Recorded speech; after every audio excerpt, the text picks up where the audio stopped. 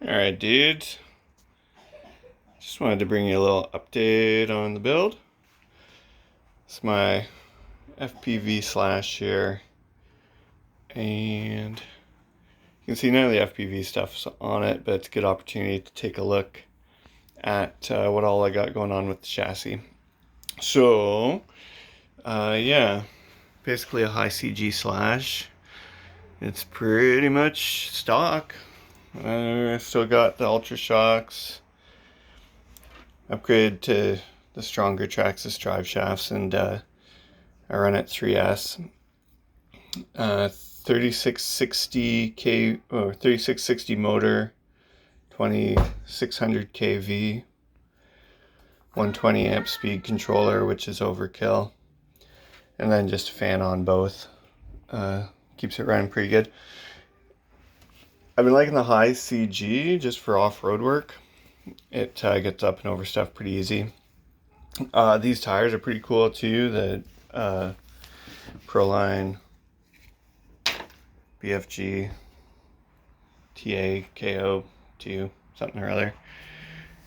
I just put this is a stock traxxas slash tire versus the somewhat oversized Proline tire, so that's pretty sweet. You can see here it's almost as big as a monster truck tire.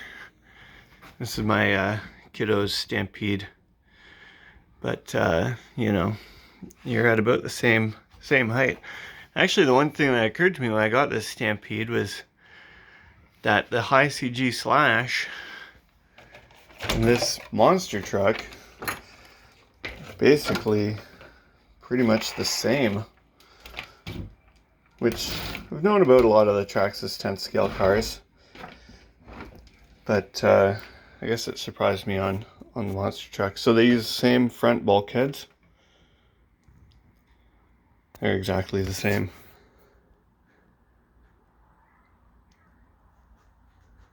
Same rear bulkhead.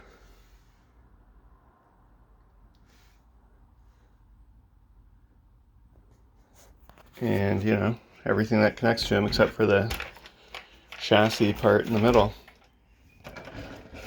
So that's why I started mixing and matching. So I've got Stampede front bumper, Stampede arm guards front, and on the rear here, these things, they catch so many rocks. You know, I'd rather have them go into those plastic arm guards than, you know, gall up the screw faces and shock perches and mounts and all that. So they're a nice little option part to get. And then, yeah, rear sway bar, no sway bar on the front. And yeah, so some of the connections for the FPV stuff is just 12 volt power, and then a signal wire from my receiver. And the receiver does voltage telemetry, so that's why there's 12 volt power going into the receiver box. Yeah, and then I just got like a old school Y splitter for the steering output to run the steering wheel in the dashboard. And it goes through a servo reverser little thinger. And there's a light as well that comes off a switch thing in the receiver box. So the light comes on at full throttle. I can program it all sorts of different ways, but that's how I run it for the most part.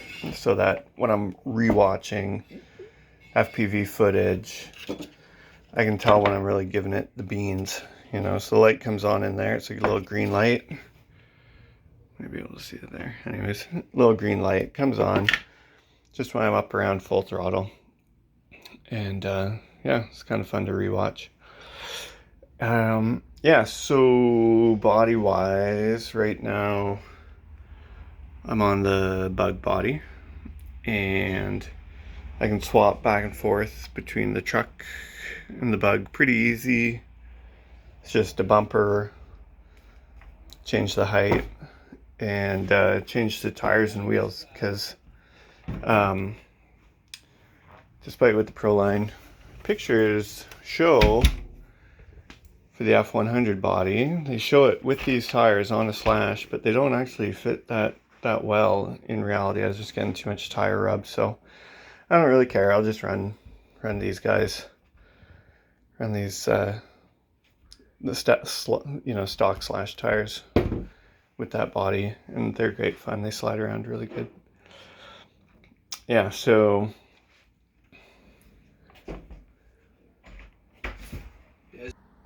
yeah.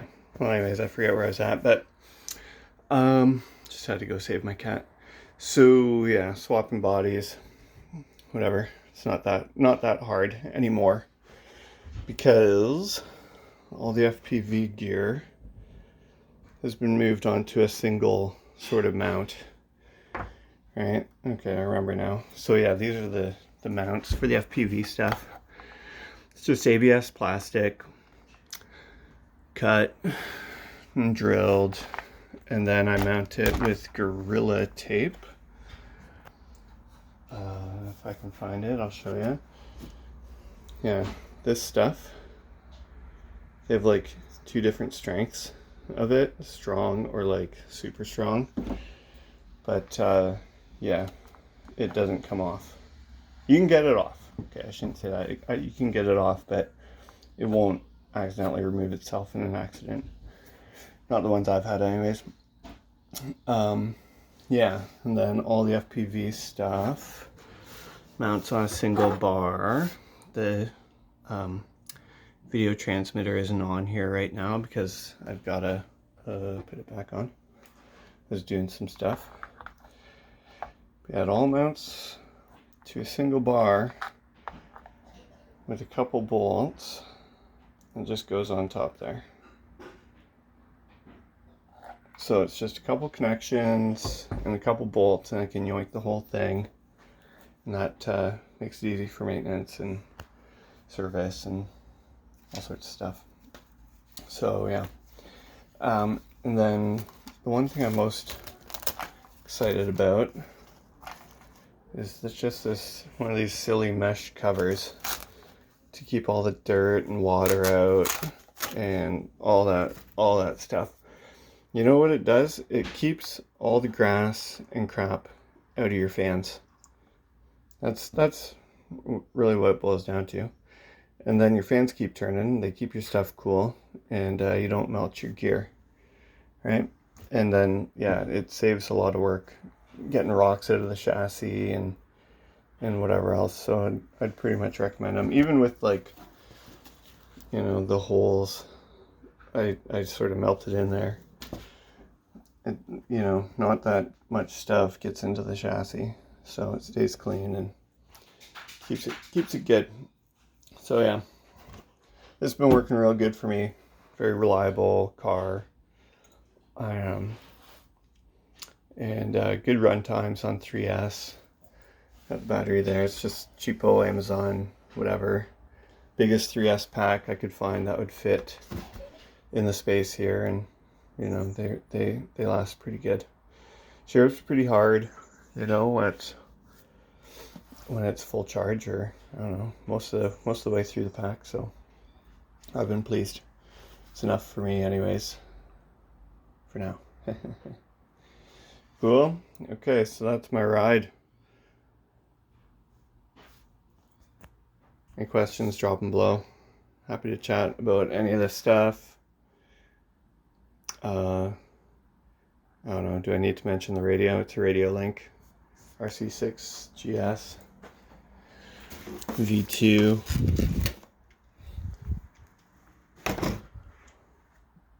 There you go. That's the state of it. I added a head tracker unit inside, so I can like turn the camera with my hand instead of my head, just because it's more convenient. But yeah, that's it. All right, lights.